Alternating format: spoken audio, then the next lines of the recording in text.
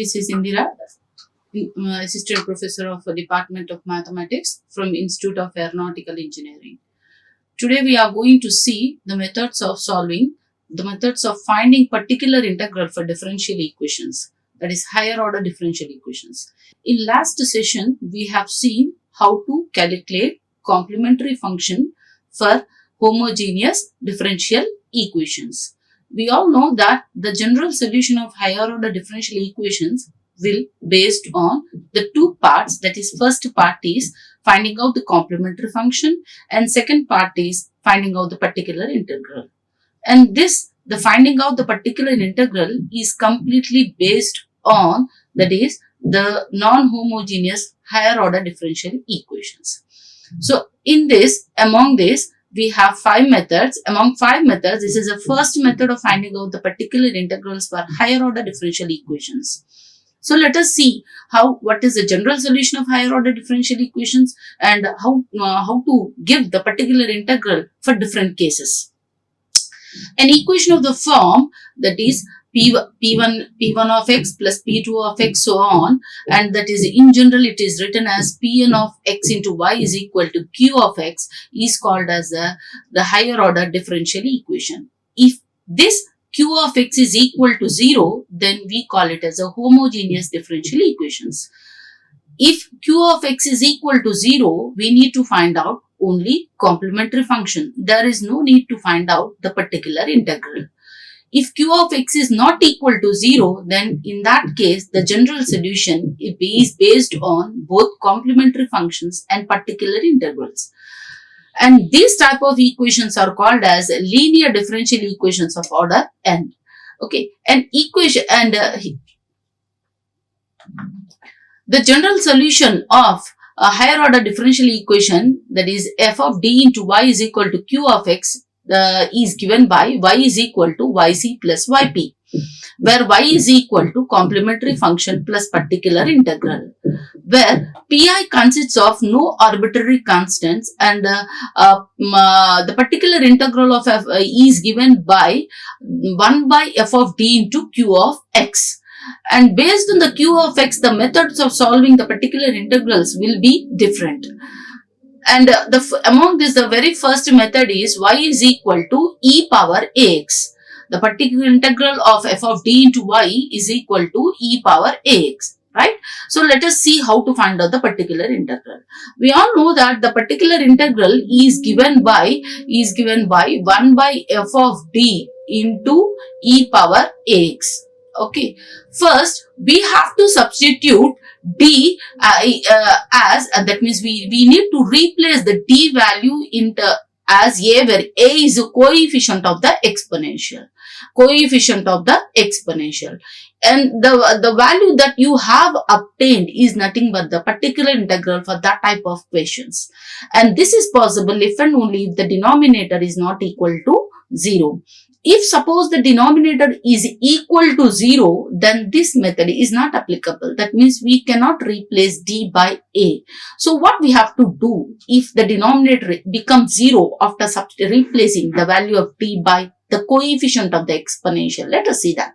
Now, suppose you have a question like 1 by d minus 2 into e power 2x. We all know that if 2 is substituted in place of d, oftenly we will get 1 by 0, which is nothing but the infinity. So we should not get any infinite term for the solution. So in that case, we can multiply the numerator with x. I'll repeat once again, multiply the numerator with x and take the derivative form of the denominator, which is nothing but the 1.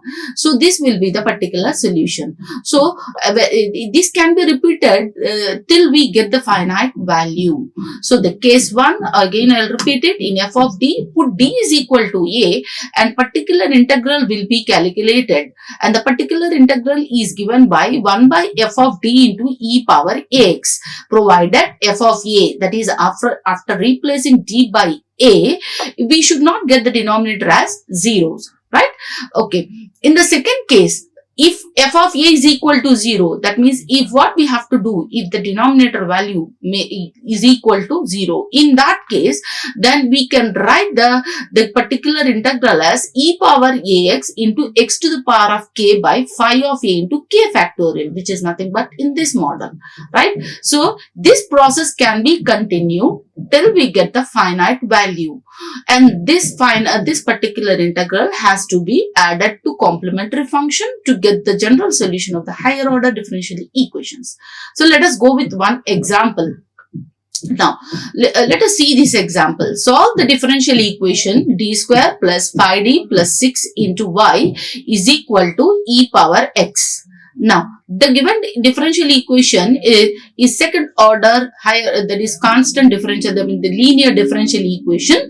Now the solution, the general solution is obtained by calculating the complementary function and the particular integral both, right? So, here it is a non-homogeneous differential equation. So, we need to find out both particular integral and the complementary function.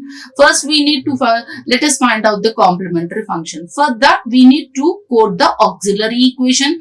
The auxiliary equation for this differential is given by d square plus 5d plus 6, that is f of m is equal to 0. F of m is equal to 0, right? That is replacing d by m. So the second order polynomial equation that you are going to get it as m square plus 5m plus 6 is equal to 0. Solving this, we will get the two values for m, that is minus 2 and minus 3. So the roots are minus 2 and minus 3, both are real. So in the last session we have discussed how to frame the complementary function based on the roots, because the roots will be of different types, that is they may be integers, they may be complex, they may be shreds. So sometimes the roots may also repeat it. So we can the complementary function is not same for all these above cases. It differs. So here in this question we have seen m is equal to minus 2 and m is equal to minus 3, which are purely integers. So in that case, the complementary function is given by yc is equal to c1 e to the power of 2x plus c1 e to the power of minus 2x plus c2 e to the power of minus 3x, where minus 2 and minus 3 are nothing but the roots of the auxiliary equation for the given higher order differential equation. Now, we have got the first part of the general solution, that is complementary function. Now, we need to go for the particular integral. How to find out the particular integral in this case? So, let us see the particular integral in order to quote the general solution of this differential equation. We all know that the particular integral, the formula to find out the particular integral is 1 by f of d into q of x.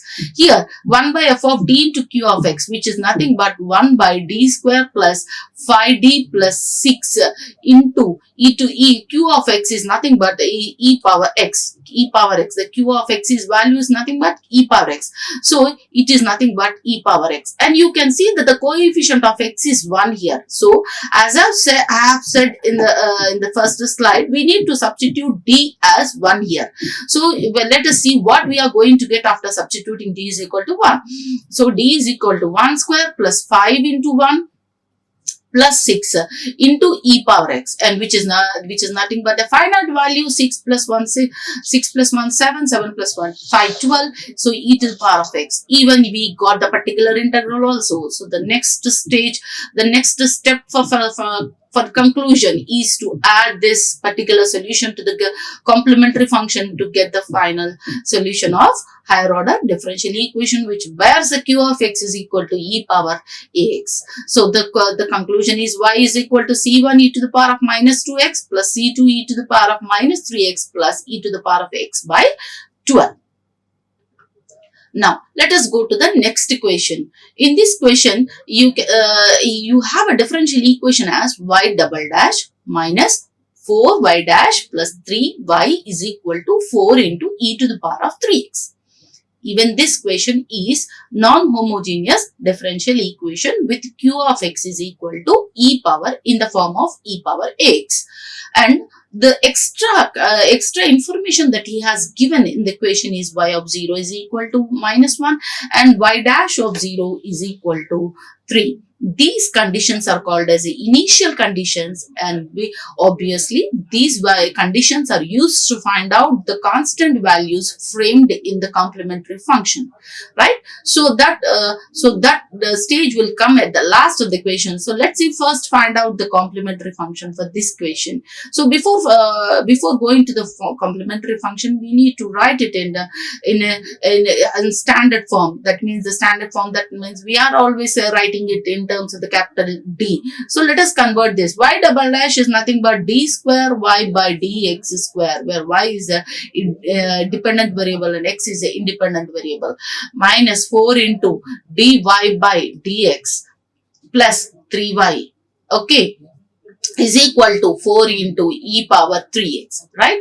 Okay, now we are habituated of writing d by dx as capital D. So if you convert in terms of capital D, it takes a form of d square minus 4d plus 3 into y is equal to 0. So it's always safe side to convert the given differential equation in the one standard form. The differential equation can be given in any form, in terms of capital D, or in terms of d by dx, or in terms of y dash, y double dash, like that.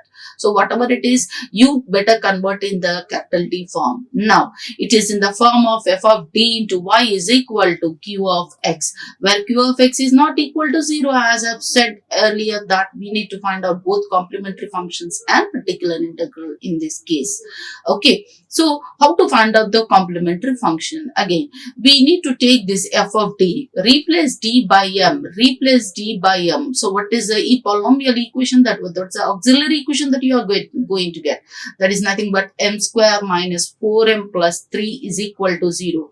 M square minus 4m plus 3 is equal to 0. You solve it. You solve the values for m. That is, you find out the roots for the m. So the roots of m are 3 and 1. So because as it is a second order differential equation, we'll get 2 roots. Based on the order of the differential equation that you are taking, that many roots we are going to get, and that's how the complementary function also will differ. So now m is equal to 3 comma 1. Both are real and both are integers, positive integers. So the complementary function, it is given by yc is equal to c1 e to the power of 3x plus c1 e to the power of 3x plus c2 e to the power of x, where x is a coefficient 1. And here in C1 e to the power of 3x and 3 is a coefficient 3, and 1 are the roots that we have got here. Okay, so this is how we can code the complementary function. So the first part of the problem is completed. So let us go to find out the particular integral in this case. So how to find out the particular integral for this question? So the question is y double dash minus 4y dash plus 3y is equal to 4 into e to the power of 3x. So the particular integral is given by 1 by y double dash, that is d square minus 4d plus 3 into 4 into e to the power of 3s. As I have said that first we tried to substitute the d value as a coefficient of the exponential, but here the coefficient of the exponential is one of the root. Obviously the denominator will go to 0, so that before substituting you can estimate how the process goes. Now we need to multiply the numerator with x, and denominator you take the derivative form, which is nothing but 2d minus 4. Again you try to substitute d is equal to 3 here.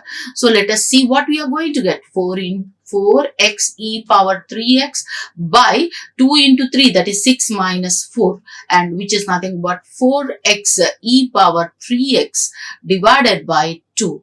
Okay, so 2 it goes in 2 times, so which is nothing but 2x e power 3x is nothing but the particular integral. Now okay, so we have got the general solution, frame the general solution. So what is the general solution? Y is equal to yc plus yp, right? What is a complementary function that we have got?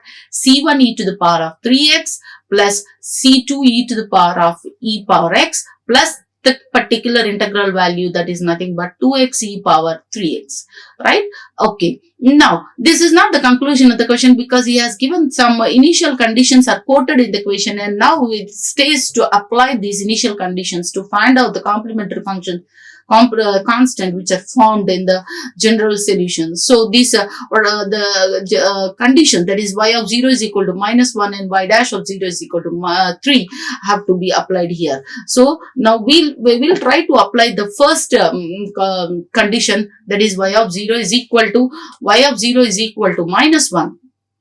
So now here we have got this as y of x is equal to c1 e to the power of 3x plus c2 e to the power of x plus 2x e to the power of 3x. So now you substitute x is equal to 0 in order to apply the first initial value, initial condition, that is y of 0 is equal to -1. So wherever x is there, you substitute 0. Okay, so if you substitute 0, then we'll get the two values, that c1 plus c2 is equal to -1. c1 plus c2 is equal to -1. This is the first equation. Put it as some number. It will be useful for calculating c1 and c2 further. We need to get one more constant here. So let us go for the one more constant. In order to apply the second boundary condition, that is y dash of 0 is equal to 3, we need to find out the derivative of the general solution. So if y of x is equal to c1 e to the power of 3x plus c2 e to the power of x plus 2x e to the power of 3x, what is y dash? Y dash is nothing but 3c1 e power 3x plus c2 e power x plus 2 into the derivative, it goes in u into v rule. X is constant, derivative of e power 3x, that is 3 e power 3x plus e power 3x is constant, derivative of x, that is nothing but 1. So after now you substitute the x is equal to 0 and equate it with 3. So here I've got the y dash value in this equation, that is in this equation I have substituted x is equal to 0 and I got the equation as the 3c1 plus c2 is equal to 1. Previously I got one more equation, c1 plus c2 is equal to -1. These two equations helps you to find out the c1 and c2 by solving algebraically, and c1 value takes value of 1 and c2 value takes a value of -2. So I got two values, 1 and -2 for the two constants. Now we need to substitute these two values in the general solution to frame the complete solution, and that is nothing but y is equal to -2 into e power x plus 1 plus 2x e power 3x, and this is possible if and only if the initial conditions are given in the question. Suppose if initial conditions are not given in the question, the solution will be in form of c1 and c2 itself. If initial conditions are given, then we can able to find out those c1 and c2 framed in the question. And one more thing, the number of the constants that are framed based on the order of the differential equation, and based on the number of constants, that many initial conditions we need to get it from the equation to find it out. Here I have two constants here and two initial conditions are given. If suppose three constants are there, we have to take three initial conditions to find out. Okay, so that's about finding out the particular solution for q of x is equal to e power ax. Once again, I'll repeat it. In place of d, we need to substitute the coefficient of exponential. If suppose if the denominator after substituting d is equal to a is not equal to 0, then that will be the particular integral. If the denominator value goes to 0, then we need to multiply the numerator with x and take the derivative form of the denominator, and now you substitute d is equal to the coefficient of a. Okay, and this process, it can be proceeded or goes on till you get the finite value. So this particular the method of finding out the particular value for exponential is very easy, and that has to be added to the complementary function, which we have discussed in the earlier sessions, how to find out for different types of complementary, different types of roots, and both have to be added to give the general solution. Thank you. Like, share and subscribe. Hit the bell icon for more updates.